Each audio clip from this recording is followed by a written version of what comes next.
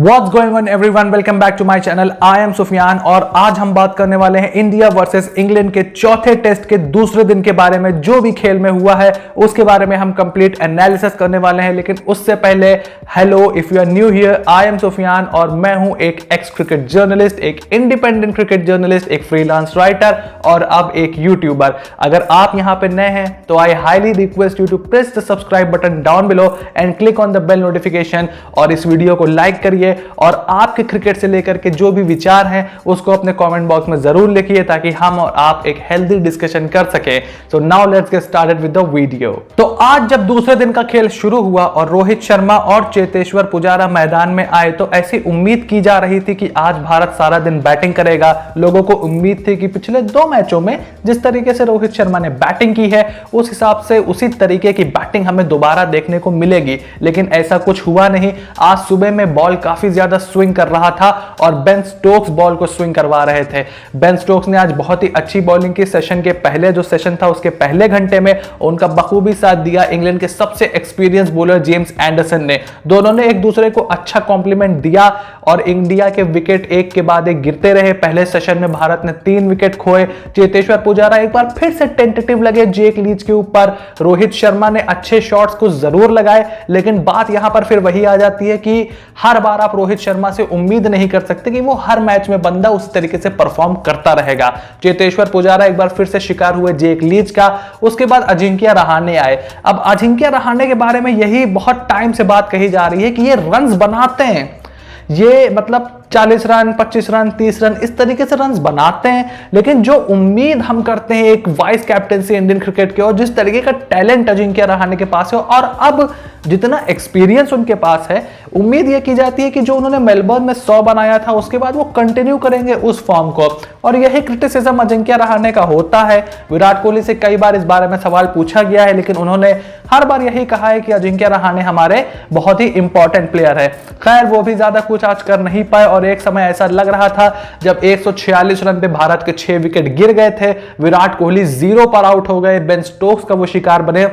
विराट कोहली की अगर थोड़ी सी बात की जाए तो मेरे हिसाब से इतना कोई वरी होने की बात नहीं है। हालांकि ये पहली बार हो रहा है विराट के करियर में कि इतने लंबे समय तक वो रन नहीं बना पा रहे हैं। 4 टेस्ट मैचेस वो खेल चुके हैं इस सीरीज में, अभी तक उनसे रन नहीं निकल रहे हैं। तो ये थोड़ा सा वो जरूर, और मेरे ख्याल से जो सबसे ज्यादा परेशान होगा और सबसे ज्यादा सोच रहा होगा इस फॉर्म के बारे में वो है खुद विराट, जो उनका ये लीन पैच चल रहा है। हर खिलाड़ी की जिंदगी में ऐसा दिन आता है, ऐसा दौर आता है। उम्मीद करते हैं कि जैसे T20 श्रृंखला और वनडे श्रृंखला नजदीक आएगी या शुरू होगी, विराट अपने फॉर्म में वापस लौट आएंगे। हालांकि उनको एक बहुत ही अच्छी बॉल भी फेंकी थी बेन स्टोक्स ने, एक्स्ट्रा बाउंस उसको मिला था। इसी वजह से विराट कोहली ने वो शॉट खेल दिया। जब एकदम से बॉल इतनी बाउंस हो जाती है तो बैट्समैन खुद को कंट्रोल नहीं कर पाते, खास करके आज के टाइम के मॉडर्न बैट्समैन, और उसको स्लिप्स के ऊपर से मारने की कोशिश करते हैं। उसमें वो आउट हुए, लेकिन उसके बाद मैदान में आए ऋषभ पंत और क्या कमाल की बैटिंग ऋषभ पंत ने आज आखिरकार अपना 100 पूरा कर ही लिया। कई बार वो 90s और 80s में रह गए थे, ऐसे ही उनके साथ हुआ था ऑस्ट्रेलिया में, पहले टेस्ट मैच में भी यही हुआ था।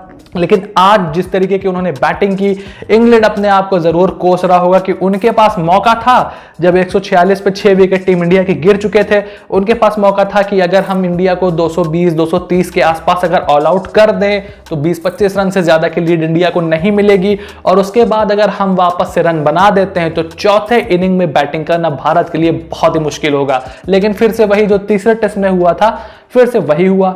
इंग्लैंड कुछ ज्यादा कर नहीं पाया और खूब पिटाई लगाई उनके ऋषभ पंत ने, जबरदस्त ताबड़तोड़ उन्होंने बैटिंग की। जेम्स एंडरसन की जिस तरह से उन्होंने बैटिंग की वो काबिले तारीफ है, और ये अब एक फियर फैक्टर बन जाएगा दूसरी टीम्स के लिए।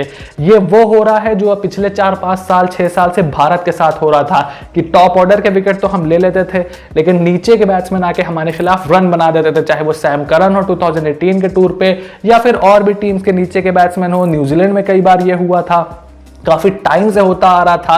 तो ऐसा ही कुछ अब होने लगा है। ऑस्ट्रेलिया में यही किया शार्दुल ठाकुर और वॉशिंगटन सुंदर ने, और आज फिर यही से किया ऋषभ पंत और वॉशिंगटन सुंदर ने उनका कमाल का साथ दिया।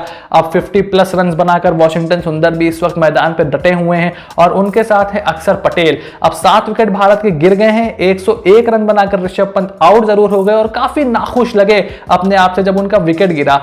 अक्सर ये देखा गया है कि ऋषभ पंत के हाथ में उनका बल्ला घूम जाता है जब वो जोर से शॉट मारने की कोशिश करते हैं। मेरे हिसाब से ऐसा इसलिए होता है जब ऋषभ पंत शॉट मारने की कोशिश करते हैं तो वो अपनी बॉडी से ज्यादा जोर लगाते हैं, लेकिन जो उनकी जो ग्रिप है उनके बल्ले पे वो काफी लचीली है। इसीलिए जिस तरीके के शॉट्स वो लेग साइड पे खेलते हैं और बाउंसर को नीचे डक करके छक्का मार देते हैं, डक करते हुए हमने देखा है कि उन्होंने आईपीएल में छक्के मारे हैं, वो इस वजह से कि काफी लचीला पकड़ते हैं, हल्का और लचीला अपने हाथों को रखते हैं। और जब वो ताकत से शॉट मारने की कोशिश करते हैं तो ग्रिप उनकी इतनी तेज नहीं होती जैसे पावर हिटर्स की होती है, जैसे हम देखते हैं आंद्रे रसल की, या उससे पहले हम देखा करते थे एलबी मॉर्कल की जो साउथ अफ्रीका के ऑलराउंडर थे। इस वजह से बल्ला उनके हाथ में घूम जाता है। अक्सर हमने ये आईपीएल में होते हुए देखा है। आज फिर ऐसा ही हुआ और वो आउट हुए और काफी नाखुश लगे अपने आप से, लेकिन अपना काम उन्होंने कर दिया है। अब अगर अक्षर पटेल यहां पर बैटिंग कर देते हैं वाशिंगटन सुंदर के साथ तो मेरे ख्याल में तो इंग्लैंड ये मैच इनिंग से हार जाएगा। अगर इंडिया ने 150 या 150 के ऊपर रन बना दिए इस इनिंग में, तो अगर लीड ले ली 150 रन से प्लस की, मेरे कहने का मतलब है, तो इंग्लैंड इस मैच में इनिंग से हारेगा और एक बहुत ही सैड एंड होगा उनके इस टेस्ट टूर का। फिर उनके आधे से ज्यादा खिलाड़ी वापस चले जाएंगे और फिर फ्रेश खिलाड़ी आएंगे और T20 सीरीज की शुरुआत होगी। लेकिन इंग्लैंड के लिहाज से अगर देखा जाए तो अब वो मेरे ख्याल से काफी पीछे गेम में पिछड़ चुके हैं। 89 रन की लीड है इंडिया के पास। अगर बहुत जल्दी आउट हो जाएंगे तब भी 100 रन की लीड इंडिया के पास रहेगी।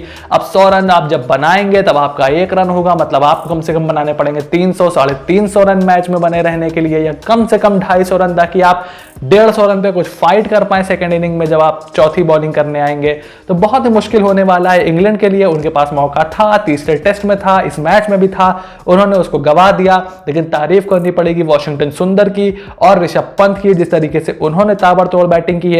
मेरे ख्याल से अब इस मैच में कुछ बचा नहीं है और हैरान ना होइएगा अगर आपको कल ही इस मैच का नतीजा पता चल जाए। अब हम मिलेंगे आपसे कल के खेल के बाद। उम्मीद करेंगे कि भारतीय टीम कल ही इस मैच को जीत ले। कहने वाले जरूर कहेंगे कि मैच फिर से 3 दिन में खत्म हो गया, लेकिन जब आप रन ही नहीं बनाओगे तो फिर मैच लंबा कैसे चलेगा।